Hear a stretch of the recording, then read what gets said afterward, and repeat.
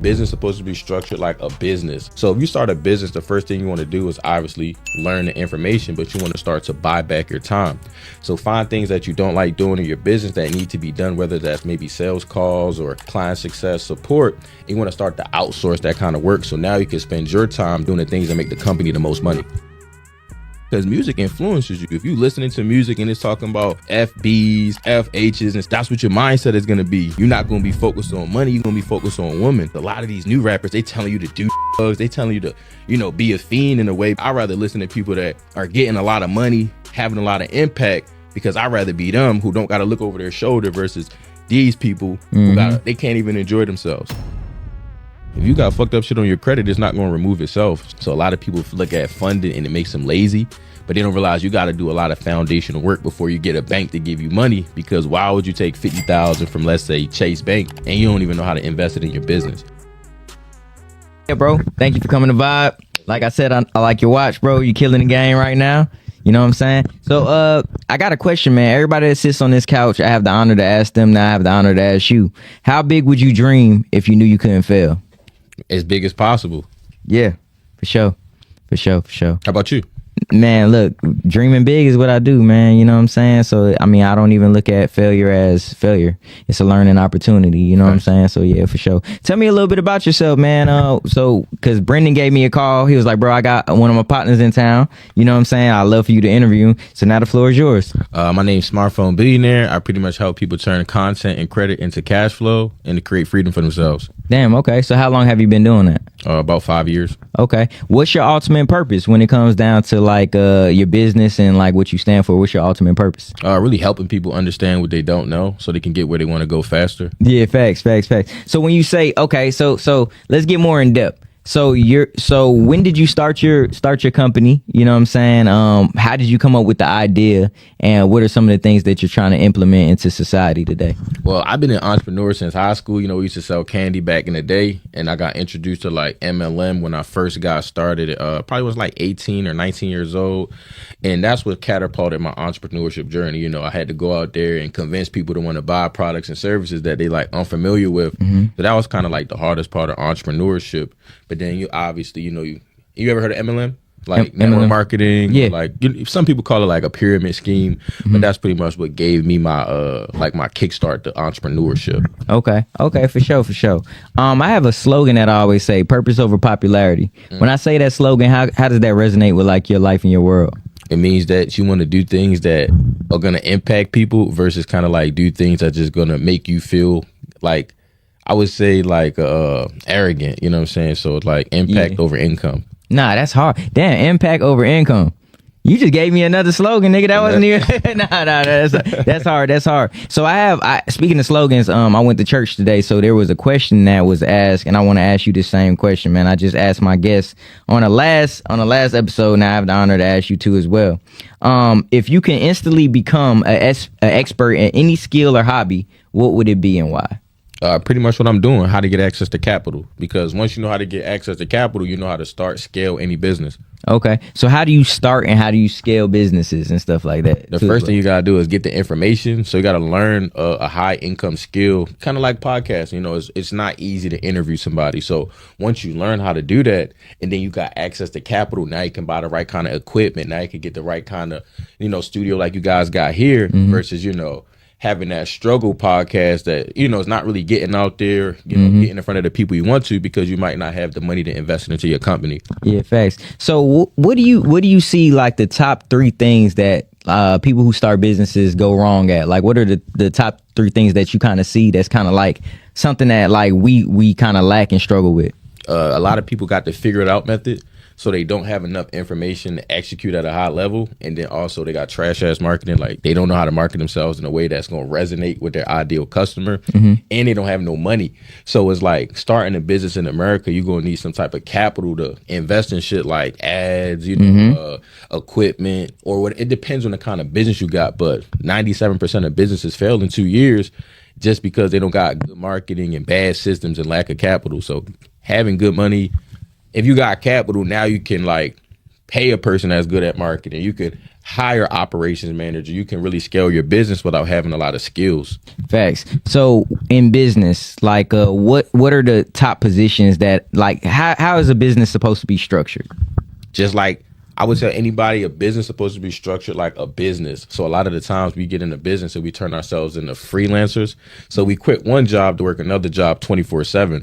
So if you start a business, the first thing you want to do is obviously learn the information, but you want to start to buy back your time. So find things that you don't like doing in your business that need to be done, whether that's maybe sales calls or client success support. And you want to start to outsource that kind of work. So now you can spend your time doing the things that make the company the most money. Damn. Okay. So when you say outsourcing the work, for the people that don't know what that means, give them the game. So you can go to places like Online Jobs, Upwork, Fiverr. You can find people in like the Philippines, Pakistan, India, and a lot of them got skills. I know when I say that, people like, why would I hire one of these people in my company?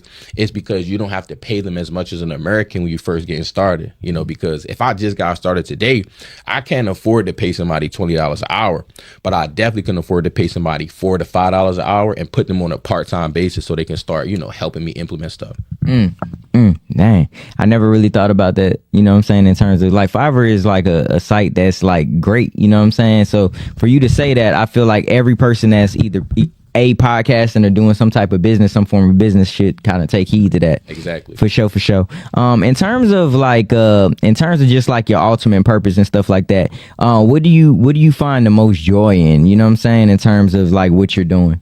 Doing this, giving back. Like if I teach people how they can get there faster, I ain't no hater. Like I ain't no gatekeeper. So if I put you on and you start blowing up and you don't got to go through the trials and the tribulations that I did, that makes me feel good, because it's like, seeing somebody have success, I know that that's one less person outside robbing people, you know, going through depression and ultimately raising kids that's going to repeat that same cycle. Damn. Where you from, bro? I hear accent. What do you think? Philly. Baltimore. Oh, okay. I wasn't close, but y'all niggas talk just alike though. It's kind of like that's crazy. That's crazy. So like, are you just down here just for like you're doing podcasts, or like you doing a media run? I had a bunch of stuff to do. So I had like some events. I also had some like coaching I had to do. I don't live in Baltimore no more. I don't move. You know what I'm saying? I live in Florida now. Okay. Damn, so you done got money and said, I'm leaving. Yeah, bro. I used to be in the hood, bro. Like every day I would drive out my house and I would go see 15-year-olds and they be like leaning off Percocets. And I'm like, bro, I'm not trying to see this every day. I want to see Ferraris. I want to see Lamborghinis. I want to see success, because proximity is everything. So if you get around the stuff that you want, it makes you feel like you could actually get it. But if I'm just in the hood, seeing crackheads, you know, seeing dope boys, seeing things like that, it's kind of brainwashed me to feel like that's the only avenue. So I always tell people, change your environment if you want to change your situation. Damn, change your environment so you can change your situation. Let's talk about your upbringing. You know what I'm saying? With that being said, like, you were raised in Baltimore and stuff like that. So what? Between New York and Baltimore. Okay. So how did those two places kind of shape you into the man that you are today? They give you that grit. You know, a lot of people ain't been through shit. So when they go through something in business, it's like, it seems like the worst thing. But when you grow up and you got to move a lot, or you don't, sometimes you got to eat sleep for dinner, it kind of give you that strap on your back, like that battery on you. You're like, man, this shit has to work. There's no plan B. Like, I got to make this work, no matter what's being thrown at me. Facts. Those two places are kind of like parallel, but they're kind of similar too as well. What do you feel like? What do you feel like Baltimore? Like how? Let's talk about Baltimore. What's the unique things about that city? I would say the unique things about Baltimore is it has its own individualistic culture.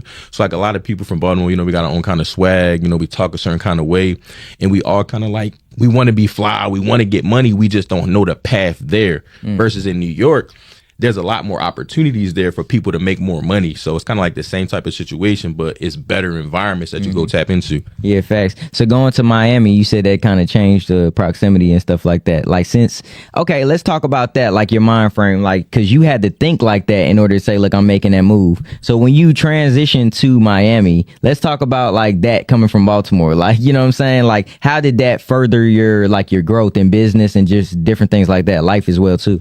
I went to 12 schools, so I was already moving a lot. Wait, 12 schools? What you mean, nigga? Like 12 schools. You went to 12 schools? Bro, I went to like 4 schools. Okay. I'm thinking you're talking about like colleges and shit. I'm like, went to 2 colleges. Okay, so go ahead. I'm sorry. But yeah, I went to a lot of schools, so it kind of like, it prepared me to be uncomfortable because every time I move, I got to meet new friends, I got to build connections. So it kind of made it easy to always know how to like communicate with people and kind of get uncomfortable because my mom's broke. She think, oh shit, let's move. It might be easier, but she didn't have like a high income skill or kind of like know the things about finances that we know today because of the internet wasn't as popular. So we would struggle. So then obviously, you know, I had to tap into the information and then change my situation. That's crazy. That's dope. How did you link with Brendan? Same thing, tapping into the information. So I seen him going crazy, and then we kind of connected, and that's when he started pairing me with people that can get the message out there more. Yeah, facts. Damn, that's dope. Brendan's a super instrumental guy. Like, you know what I'm saying? Like, that's my guy, man. In terms of that, when you kind of look at your life in totality, do you feel like you're doing God's work? Absolutely. People tell me that all of the time, bro. They be like, man, you're a godsend just because of how much free game I might give somebody. Like, I don't only help a person that pays me. I might help a person a little bit more, obviously, but if I'm walking down the street and I feel like I can give somebody some game, I'm gonna give it to them. So you said you get people funding, right? Yeah. Damn, that's crazy. So like, let's talk about that. Like, what are some of the things that people need before they start looking for funding? They need an idea. So a lot of people look at funding and it makes them lazy, but they don't realize you got to do a lot of foundational work before you get a bank to give you money. Because why would you take $50,000 from, let's say, Chase Bank, and you don't even know how to invest it in your business? So I always tell people, get started first with whatever you got going, and then build traction, start to get it off the ground. And then once shit going smooth, now go get the funding, because now you're going to add gasoline to the fire. Damn. So what do they need to have? When I say that, like, what do they need to have? Like, is it a credit score? Is it this? What do people need in order to get to that next level? Because a lot of times, like you said, people do see, oh, I just want money, but they don't have a plan. What are the top 5 things that a person needs to scale their business and to grow? So if as a brand new business owner, or like somebody who kind of already existing? You tell me. Like, so if it's a brand new business owner and they want to be able to get access to capital, they got to get their credit right, because a bank not going to give somebody money that don't look like they're going to pay them back. So if you got collections on your credit report, they like, this person ain't gonna pay me back. If you got late payments on your credit report, they definitely not gonna pay me back. Late payments on business or what? Nah, on personal. It's a personal credit report, because think about it. Your business just started. It don't got no revenue. It can't stand on its own. So they're gonna look at the person running the company first. So that's why your personal credit got to be in order if it's a new business that's not generating any revenue. That's crazy. So when you say like collections, and like, do you help people like get things off of their credit in order to get those things? Yeah. So a lot of people tap in with me, like they're business owners, and if they're not making enough money to get the like revenue based lending, then it's like, bro, we got to get your credit right. So then we'll start helping them get the collections off, charge offs, repos, bankruptcies, child support, anything on there holding it back.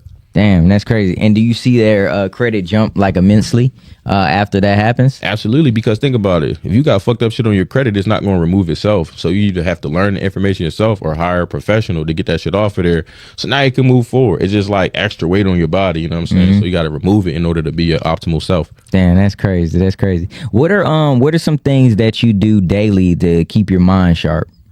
I'm going to keep it 100 with you, bro. Like, this shit normal for me because I got started so young. And I had like good coaches and shit. So the one thing they told us to do was turn off the TV and turn on our life. And whatever you tune into, you turn into. So I stopped listening to Future. I stopped listening to Gucci Mane. I stopped listening to all of this trap rap. And I started listening to more audiobooks. I started listening to more motivational speakers. And I did that for like a whole 2 years. Like, I ain't listening to no music. So doing that, I feel like programmed me for success. And I always tell people, like, God forbid if I ever got shot, I feel like a bullet would bounce off just because of how much I've worked on my mindset. And it's bulletproof. Damn, that's crazy. So you said you went 2 years without listening to music. Yeah, niggas thought I was weird. They thought I was weird. They get in my car, bro, I'm playing audios. They're like, oh, this guy's weird, bro. Damn, that's crazy. What was one of the books or one of the audiobooks that you listened to that really like changed your whole perspective on life? How to Win Friends and Influence People by Dale Carnegie. Make sure you write that down. Nah. Okay. And so again, like, so when you say you stopped doing all this stuff, how did you know that that's the direction you needed to go in? I'm trying to really pick your brain and stuff like that. So like, so let's tap in. Let's kind of dive deep in terms of, okay, I want to stop listening to music. What's the first things, like, how did you know that I want to listen to these certain type of books, be around these certain type of people? Like, how did you train your mind to even do that? I just look for people who were executing at a high level. It's just like you. If you want to, let's say, be the biggest podcaster in the world, how are you going to do that? You're going to go find somebody that's the biggest podcaster in the world. You're going to study them. And if they got a program, be like, shit, let me tap into it. Let me learn. And that's what I did. I started tapping into programs.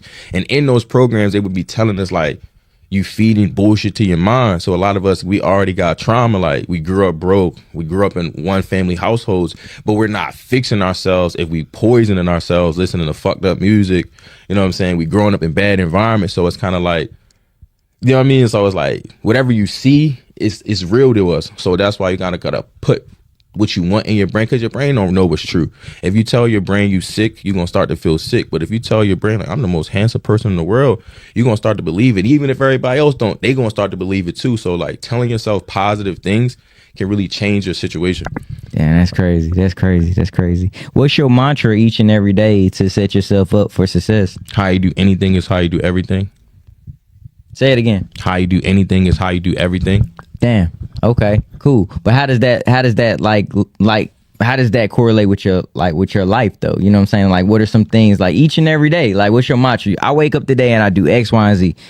I get to work, bro. Like, I ain't gonna cap. I ain't one of those people that gotta like, you know what I'm saying? I'm not saying I'm not spiritual, but I get the day started. As soon as I wake up, I go straight to my home office and I get to work. And sometimes I might even not even brush my teeth or get the shower, you know what I'm saying? Just because I get straight to the bag. And then after I kind of figure out what I'm gonna do for the day, then I might hop in the shower, you know, decompress a little bit. Then I get right back in my office. Sometimes I'll be on Zoom calls and shit with just like a polo on and basketball shorts, just, doing consultation calls, doing coaching calls, really putting people on. So I ain't one of those people like, oh, I gotta read a book, I gotta do this. Nah, nigga, I gotta get straight to the work. You know what I'm saying? I'm not trying to avoid the working out. Or I do work out, but I'm saying I'm not trying to avoid the work. And I feel like that's what a lot of people do. They want to read this book, they want to meditate, they want to do all of these things. These motherfuckers don't spend 3 hours doing nothing. They could have already got their business moving in the first part of the day versus it's lunchtime now. Your ass ain't do shit. Damn, what time do you wake up each and every day? When I'm finished sleeping. What you mean, nigga? Like I don't got no alarm. You don't got no alarm. So whenever my body just wakes me up, usually it's around like 9 o'clock. Oh, okay. Because the reason why I asked that is because I was looking at like I think Warren Buffett was saying if you wake up like 2 hours early, then you're ahead of the people by 2 hours each and every day. I ain't gonna care. I love sleep though. You know what I'm saying? Like I tried to go to college. When I went to college, I tried to get the early classes, and I realized, I'm tripping, bro. Like I'm sleeping in class. I'm either missing it, so I'm like I'm not a morning person. So I feel like success is individualistic, and a lot of the times people try to sell us their method, but there's a lot of ways you can be successful in your own arena. Like you don't gotta get up early to be successful. You don't gotta do it their way. You can do it your own way, and that's what I figured out how to do. Yeah, facts. Do you listen to rap now? Oh, of course. Okay. I was just bumping that new Meek, that little Proud of Me. Yeah. That's was that with Friday? Yep. That's crazy. So like, all right, after the 2 years was up, you was like, man, fuck this. I gotta hear some music. Not really fuck this, but like I've graduated. You know what I'm saying? So it's like when you feel like, oh, I'm not affected the same way by like music, you know, because music influences you. If you listening to music and it's talking about FBs, FHs and stuff like that, guess what? That's what your mindset is going to be. You're not going to be focused on money. You're going to be focused on women. So it's like if you change what you're paying attention to, it's going to make it easier to make better decisions. So that's kind of like what I started doing. Once I saw myself like, I'm not smoking as much, I stopped smoking. Oh, I'm not drinking. I'm not doing any of these unproductive habits because I'm not really listening to the, like, not calling it poison, because it is like, you can still find motivation in music, but a lot of the times these niggas ain't talking about shit productive. My favorite rapper, Money Man, because I like how he talk about getting money. I like how he talk about credit. I like how he took rap music and kind of made it more positive. He got some trap stuff in there too, but it's all money based versus a lot of these new rappers, they telling you to do drugs. They telling you to, you know, be a fiend in a way, because they all talk about lean. They all talk about perks. And it's like the rappers we grew up listening to, they sold drugs. They didn't do them. Yeah, so I'm like, I can't keep listening to these niggas. These niggas is weird. You know what I'm saying? So I'm like, I'd rather listen to people that are getting a lot of money, having a lot of impact, because I'd rather be them who don't got to look over their shoulder versus these people who they can't even enjoy themselves. Man, that's crazy. That's crazy. Who are your top 5 influence, people that influence you? I say my mom, just because I seen her go to prison, then I seen her turn her life around in a short period of time. Then I'll also say myself, just seeing my progress is like, damn, bro, like I used to be fucking homeless. Like you really turned this bitch up. So always revisiting my past to see not like the traumatic parts of it, but like, damn, you've really grown, bro. So like that's super inspiring to me. And then, you know, people like Hemfire Hernet, Brendan, you know, people that are doing things at an extreme level that's like, damn, I aspire to be like these people. Damn, that's crazy. That's crazy, man. This segment of the show is Vibing with Vito. Shout outs, man. The floor is yours. You can shout out anybody you want. Shout out anybody. The first person I want to shout out God. Then I want to shout you out for having me on the thank pod. you, bro. You know, you ain't had to do that.